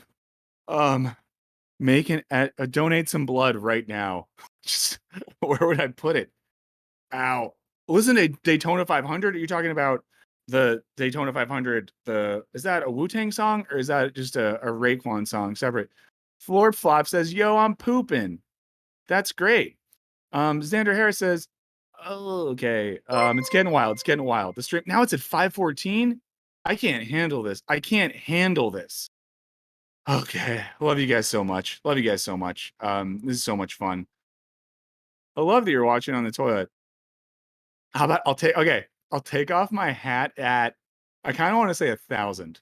If we get 1,000 on the stream eventually, it's down the road. We'll do full hat off. We'll do full hat off if we get to 1,000. I probably the Ghostface song. That song's so good. The music video for Daytona 500 is awesome too. Watch it if you haven't. I would put the music video on our stream, but we'll get shut down because music copywriting is real. Okay, let's get back to Tucker Carlson. But thank you for that celebratory moment, friends. That was very fun. Also, too, just amazing. That's so great. And Xander Harris, Jared has a new channel. You should totally check it out if you want. He's doing a bunch of streaming, playing games, watching movies. So he's putting tons of content out there. You should totally check it out. Let's see that ginger afro. Oh man, if I had a ginger afro, that'd be so cool. That'd be so cool. Okay, hat off at 1,000. But back to Tucker. Or back to then and now on Tucker. I literally just said, Jared. Surface. Oh, someone said, what's a deadhead? Again, a deadhead is a fan of the music of the Grateful Dead. Oh, Wisecrack only fans. And often bubbling above explicitly, and especially in the worrying last few pages of his 2018 book, Ship of Fools. Oh my God. So this is, now we know he's a deadhead, friends. Ship of Fools is actually the title of a Grateful Dead song. Is a conspiratorial and paranoid worldview, and a skepticism about the merits of democracy. Not your average Dave, that would rule. Itself. Also, maybe if we get 1,000, we'll get, maybe we'll think of some guest. We got some good guests for that. Tucker embodies the Fox News formula as it's developed over its 26 years on air. It's that the viewer, you, are under siege, night after night, segment after segment, Facebook and YouTube video after Facebook and YouTube video. That the elites, corrupt, only hats? Yeah. Lazy, greedy, and incompetent are not just out to get you, but that it's a concerted effort, a conspiracy. I mean, again, I don't want to say anything that's sort of positive about Fox News. We were talking earlier about Jordan Peterson, because again, we're working on a video on Jordan Peterson. We filmed it yesterday. It wasn't a disaster, but it just went a different way than I thought it would because I did too much. I did the most. But thinking about how Jordan Peterson is successful because he responds to something that is real. And I think with Fox News, they respond to a certain type of populism because they identify that something feels bad in the world. It's almost like the same reason we're talking about quiet quitting, right? Why is quiet quitting a thing? Because people feel bad, because they're not enjoying their lives, because things feel off. So I think that talking about that response is what they're doing. I think that's even why people, a lot of people's parents who like Fox News a lot, it's because they're just oh, the world feels like it kind of sucks. Maybe they'll explain to me why the world kind of sucks. My Shelley said, why can't you be nuanced? Well, I'm trying to be nuanced, but also I think I'm being nuanced right now, right? I'm kind of talking about how there's a reality to what Fox News is responding to. I don't know. An evil.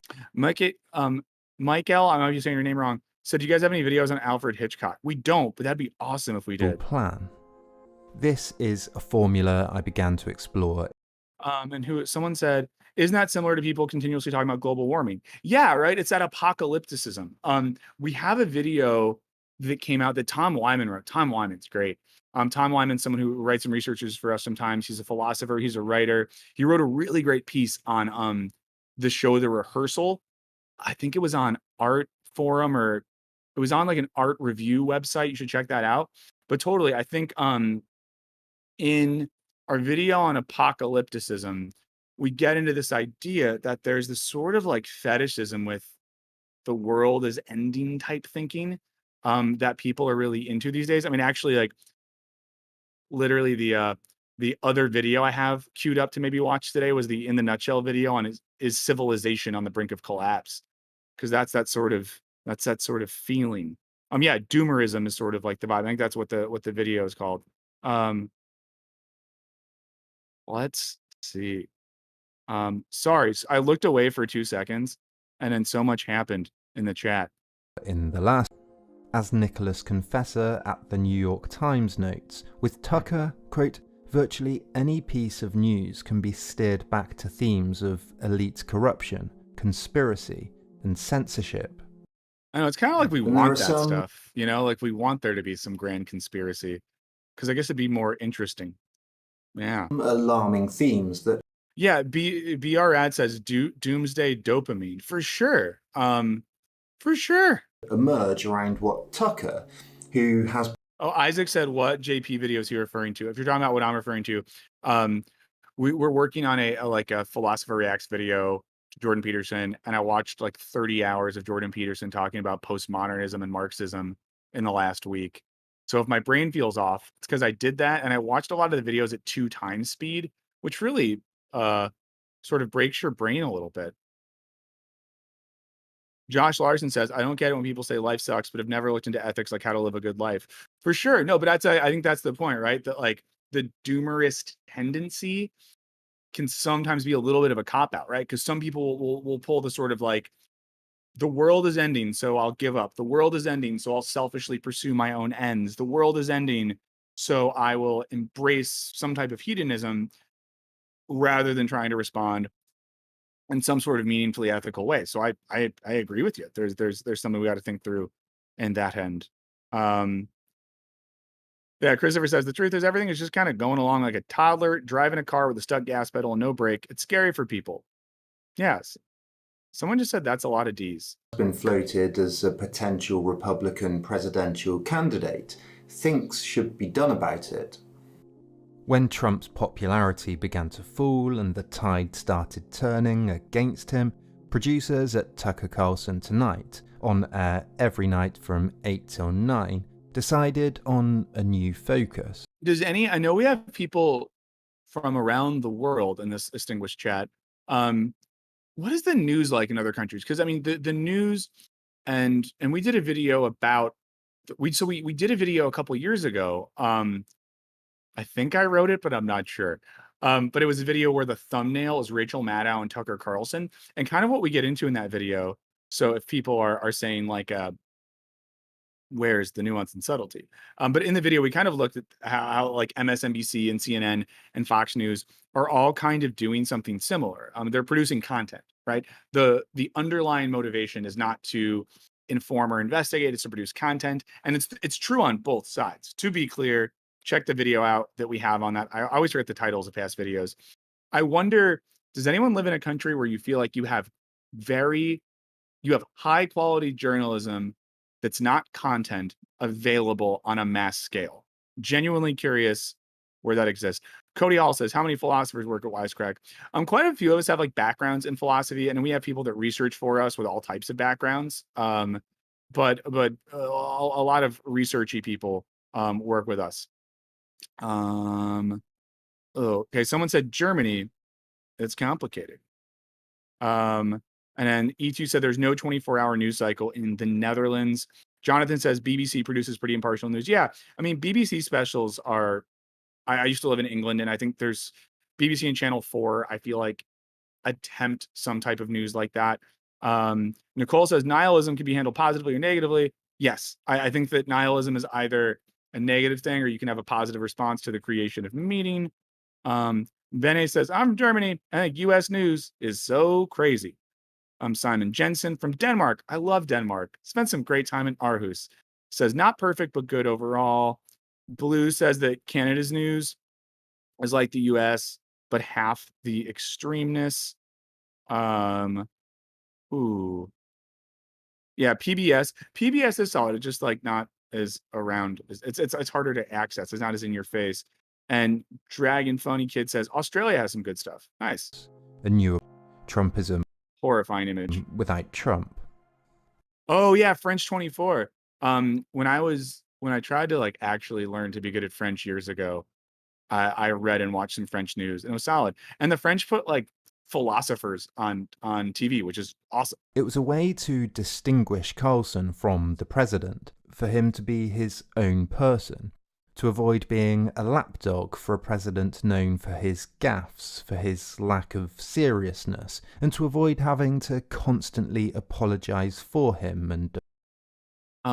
Whoa, Simon, you're from Aarhus and you're there right now? That's amazing. I got to go to Aarhus. I'm going to speak just to Simon right now. The year after the book I wrote on Soren Kierkegaard came out, when I was still an academic, I got invited to go to Aarhus and give some lectures and hang out there. And it was the best. Oh, Brian, thank you so much. Cheers to 500. We really appreciate it. Thank you so much. Thank you so much. The letter W said, I know I belong in this chat because no one said NPR. Yeah, NPR is good on culture coverage. But on news, I don't know. Axel said, Columbia's news, not that great. Yeah. defend him on air. So we'll look at Tucker's worldview, what he said about topics like immigration and the January 6 Capitol riots, how the conspiratorial style he adopts was analysed by a historian 60 years ago. Cody says the CBC is one of Canada's greatest assets. Fantastic public broadcaster and news source. And what, most alarmingly, Tucker seems to believe. I mean, here's the thing. The reason I wanted to watch this video is I don't want to get into like the minutia of American politics and media. I'm interested in like how he identifies like the ideological core of what Carlson's doing. The future of democracy. So maybe I'll even skip ahead. Well, okay, so Diasuero, it's changed. No, we hit 500 a bit ago. It dipped from there, but it's kind of been fluctuating. But we hit 500, so we're still celebrating it. Carlson started his career as a pro-capitalism, pro-immigration, classical libertarian thinker. But along with many of his contemporaries on the right, he drifted slowly towards a nationalist, populist worldview, concerned with the excesses of capitalism. Yeah, Moises, I think with NPR, the thing I like the best is Tiny Desk concerts. NPR does really good music coverage. And, most notably, this is kid making it rain. Dangers of unbridled immigration. Along with friend Neil Patel, he started the online publication The Daily Caller in 2010. Former editor at the journal, Jim Antel, told the New York Times that, quote, when the Caller started, most smart young conservatives were libertarian. Within a few years after that, a lot of them were populist, nationalist types. Yeah, there was an era when I was a little bit younger, in my 20s, where libertarianism had a very big push. One very former popular employee said that immigration was always the most animating thing. It wasn't even close. What I kind of want to do, friends, is I kind of want to skip ahead because I want to kind of get to the end and see his sort of analysis. I want to see his sort of like deep dive. So I might do that. I might skip ahead. I know that there's a bit of a delay. So I'm going to riff for a second and see if anyone would be very upset if I skip ahead and see what his conclusion is here. Because I'll be honest with you, I didn't realize it was a 50-minute video. I should have checked it out. Vox is here. What's up, Vox? Damn. The fact that Vox wasn't here for the big 500 moment is both sad, but also I feel like it's because of him. You know, just we're talking about the OGs here. So okay, I'm gonna skip ahead some. Thank you for letting me do that.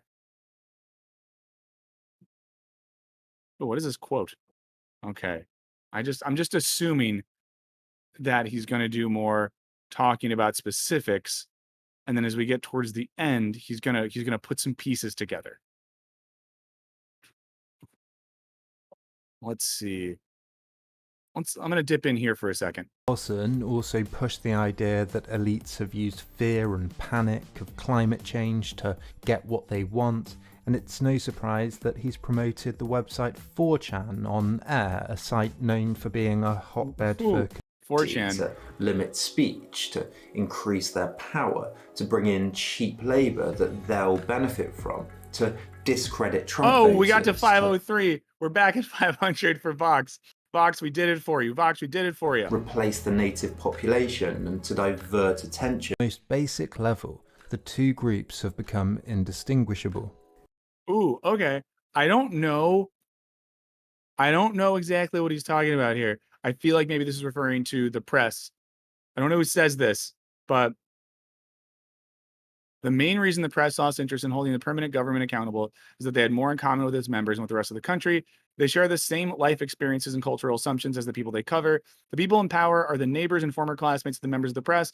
On the most basic level, yeah. So I think this is interesting because I think that is true. There's this idea, classically that like journalism is sort of like speaking truth to power and holding those in power accountable. And I think this idea that especially in places like Washington and New York, that the journalist class and the media class and the political class are kind of in the same like sociocultural world. There's some quote there, Rachel Maddow was like, I ran into Tucker. It was good to see him. So, yeah. But he takes things even further.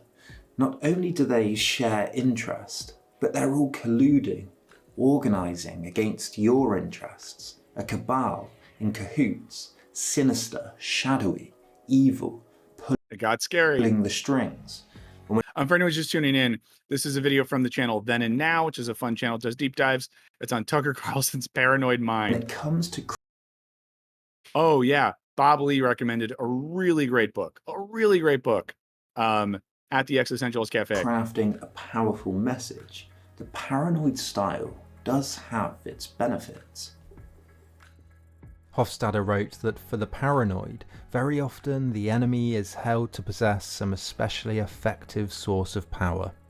He controls the press, he directs the public mind through managed news, he has unlimited funds, Oh, Cody, thanks for hanging out. Thank you so much for being here. He has a new secret for influencing the mind, brainwashing. He has a special technique for seduction, the Catholic confessional. He is gaining a stranglehold. Yeah, Matthew says content is nihilism par excellence. Tucker is content par excellence. Yeah, I mean, I think that there's so the philosopher Alain Badiou has this notion that there's 4 truth conditions, like 4 areas where truth can happen.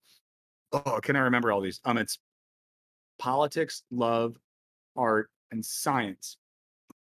But he has this interesting point that these things get kind of perverted by, economic and cultural interest. So science, which is about real innovation and pushing the limits of human thought and understanding, becomes technology, becomes products. Love gets turned into like pure sexuality, something that can be bought and sold.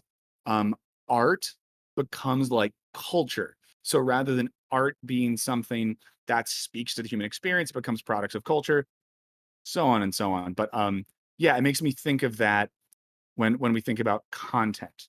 That content is this weird amorphous thing where it's like, well, it's not journalism, it's not art, it's not theater, it's not narrative, it's content. Well, what is content? And I guess right at the end of the day, content is what, like visual, largely visual, sometimes audio media that serves the purpose of holding our attention while providing the opportunity to both sell ads and create algorithmic data. I think that's what content is. So then if we look at the ideal ends of content, sometimes it's to hold our attention long enough for the collection of that data or for the selling of advertising. I don't know. Something like that. What happened? It's just adding in the concept of cost to it, like the most Oh, attention yeah. you can hold for the least amount of money. Oh, that's a great point. Everyone, Henry's here. Glad yeah. So, so Henry, point being that, like, yeah, it's, and that, like, content is, yeah, I think that it's cheaper than traditional media, like you said, to hold that attention. Yeah. Damn, we did it. We figured it out. Dang, not your average Dave said, I'm a journalism major. First thing my professor taught us is to figure out what your boss wants you to write. The powers checking each other are CEOs, not workers reliant on them to survive. Yeah, sorry, I didn't want to ruin content. But then I think it's that question of, like, can you do interesting things from within that, right? Because I'm not going to shit myself. What we do at Wisecrack is, of course, participating in that content economy. What channels like Then and Now, and a lot of the channels we like are participating in that. And I guess it's that sense of, like, can you at least identify, can you do interesting things from within that framework, because there isn't really an outside to do that from or something. I don't know. Let's watch a few more seconds of this video and we'll start wrapping up. On the educational system. Why has conspiracy been such a huge recurring theme in history? Why does Carlson jump to it so quickly? Does he really believe it? Well, the simplest answer is that it sells. It attracts Ruby68, you did make it. Attention. Oh yeah, here's what he's saying. Yeah. And I think this is great. I knew you would get to that by the end of the video. The idea that, like, the conspiratorial paranoid stuff, what's the real point of it? It keeps attention and sells stuff. It mobilizes, and it works as a political tactic. Fox is known for its assiduous study of its own ratings.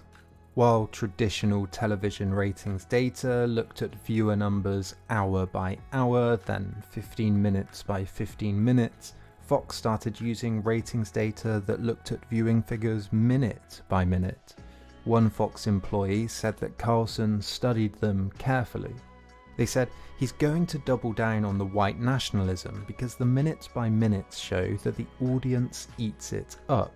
I mean, of course, this is similar to YouTube, right? Like, YouTube analytics give people a lot of data and then they can respond to make content that responds to that data. Another employee told the New York Times that Fox wanted to focus on the grievance, the stuff that would get people boiled up. They're coming for you. The blacks are coming for you. The Mexicans are coming for you. The emotional core. Yeah, Vox Podcast says, critiquing capitalism within capitalism is a struggle of modern humanities-based academia. Yes, I have to teach my students how Marxism works, and yet I live in America, so I'm not doing it for free. Yeah, I mean, it's like that question of thinking from within a system that attempts to preclude thought, or, like, thinking critically about a system that attempts to preclude critical thought about that system, or something like that. As the New York Times puts it, is white panic over the country's changing ethnic. The letter W, you're totally right. I have my dumb hybrid Midwest, Florida, boring, flat accent, so I have to really try. Composition.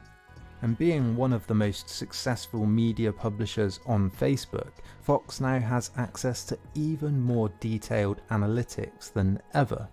Another former Fox political editor said that cable hosts looking for ratings and politicians in search of small dollar donations can see which stories and narratives are drawing the most intense reactions among addicted users online. Shout out to all of us addicted online users. They continued that using social media is like a focus group for pure outrage. As we saw in the last video on my in-depth exploration of how Fox News grew into the powerhouse juggernaut that it is today, and I'll leave a link to that in the comments, or just subscribe and go back and whatever, we found that the network presents the story in the most emotional language, supported by melodramatic, attention-grabbing graphics, relying on our most destructive tendencies. Okay, I don't want to compare the Johnny Harris video we watched to Fox News. That would be fair. That would be unfair. But when he says that the Fox News model is like pulling on these like emotional feelings to compel, made me think of, in Jackson Mayer in the chat made this point earlier, that in that Johnny Harris video, all of a sudden the looming music comes in. You feel yourself getting emotionally pulled in.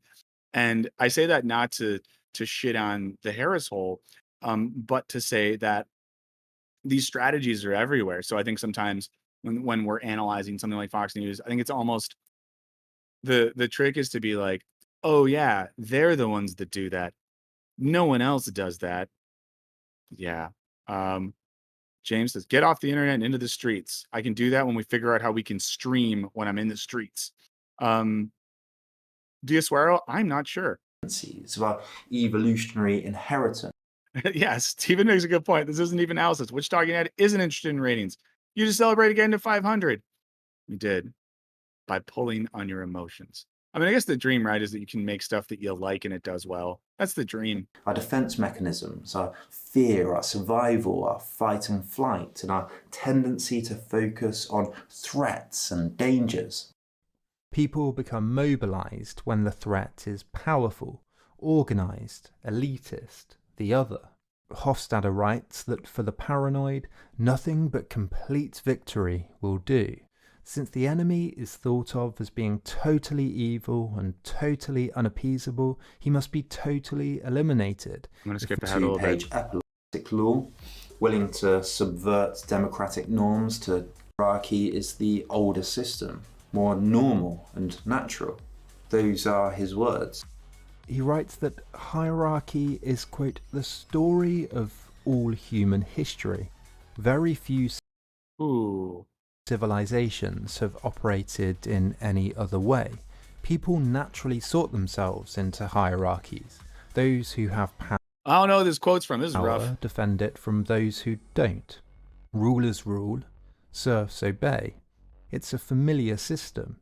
We know it works because it has for thousands of years. John Gallen says, what if you don't like it and it does well? That's always our fear, that we make a video that on something like we don't like or whatever, and it does really well. And it's like, shit, now we have to do this all the time. The new ingredient, what makes our current moment so unstable, is democracy.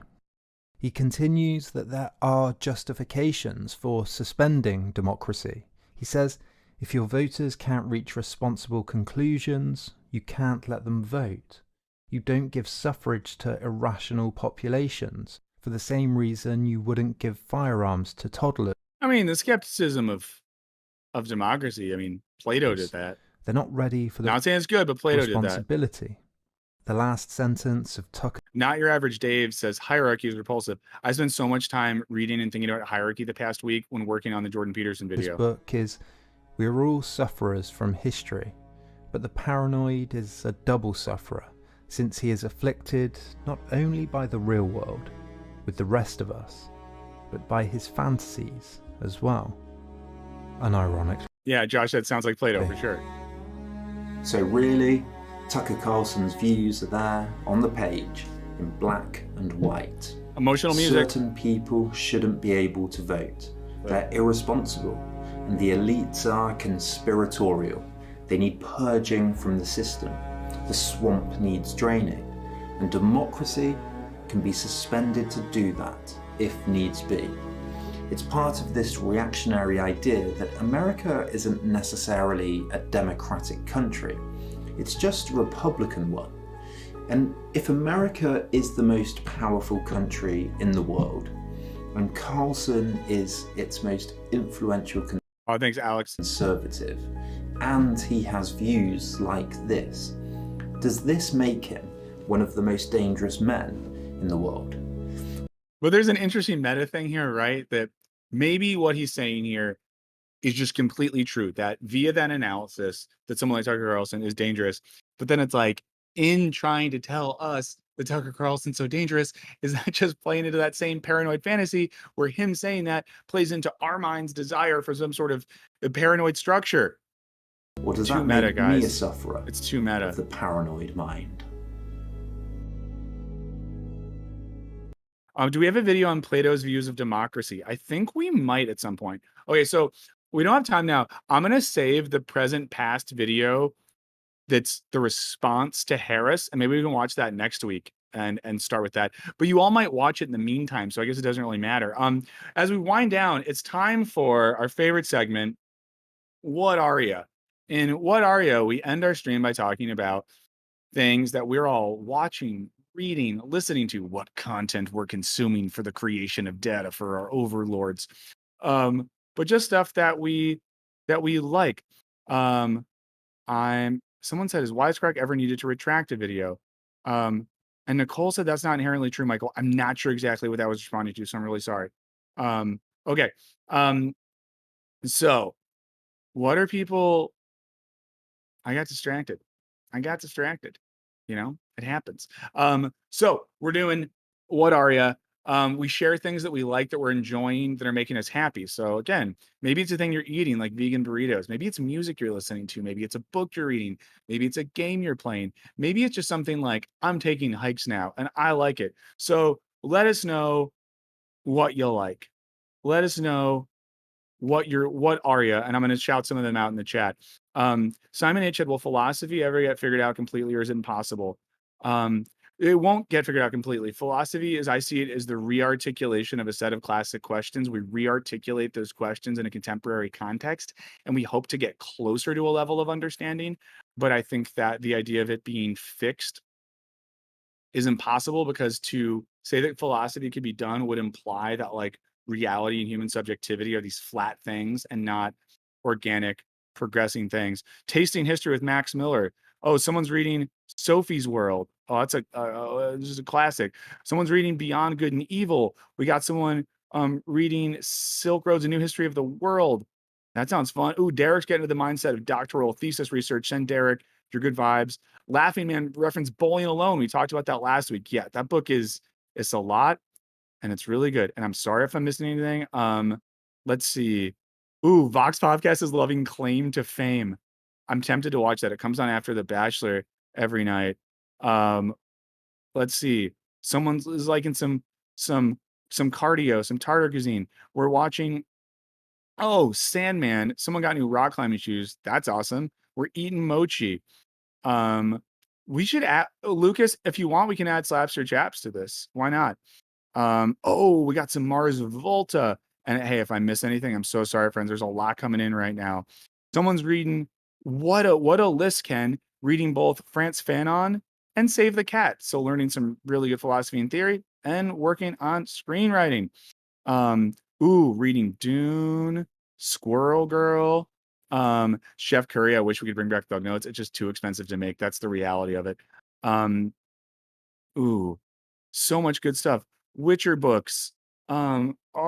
Dictator's Handbook, The Smoke Ring. We're reading that. Paul's in a meeting that went long. Everything Bagels. Love Everything Bagels. We're reading Bagels. So someone's reading Solomon Rushdie. A good time to read it. He's getting better, so that's great. Reading They'll Tell Me How the World Ends. Better Call Saul. Salt, A World History. Jason Bourne. I love Jason Bourne. Paul's listening to Squirrel Nut Zippers. I remember them. Mr. Navidad says, chap, I can't find something satisfying to drink. Give your drink recommendations to Mr. Navidad. And Not Your Average Dave is reading John Lewis's memoir. Oh man, there's so much going on.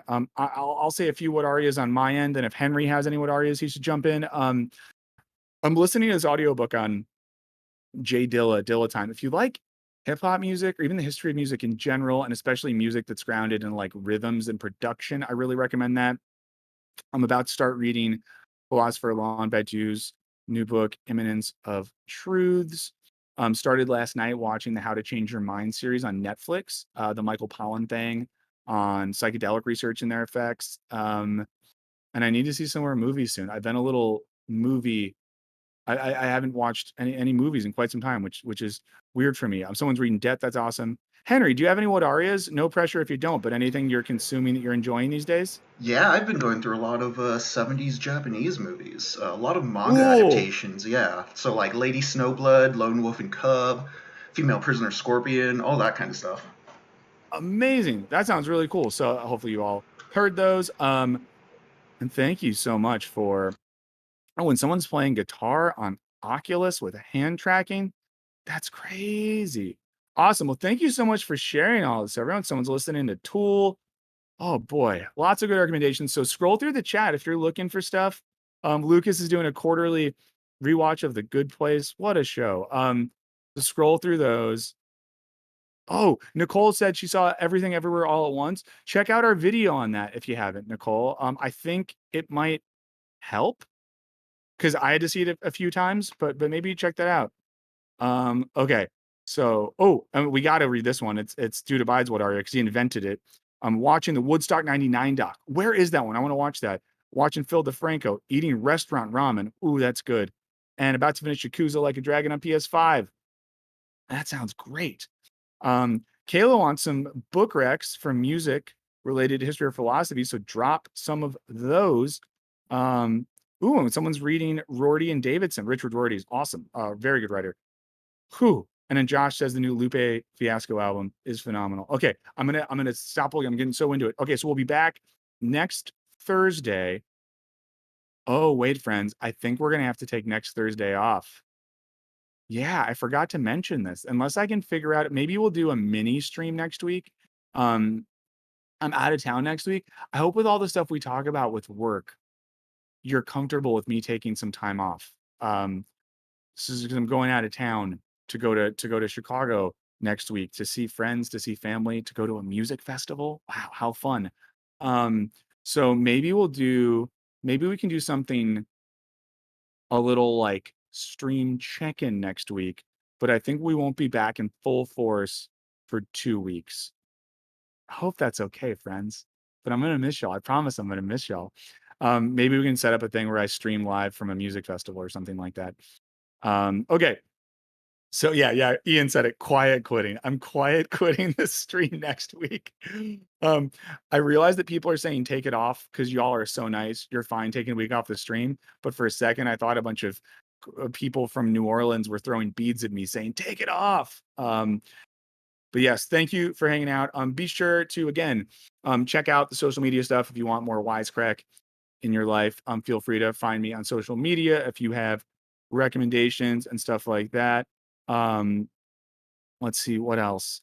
Okay, cool. Patreon, patreon.com/wisecrack. We'll drop the link in there again. So check that out if you want to try to support us directly with, $5 to $10 a month.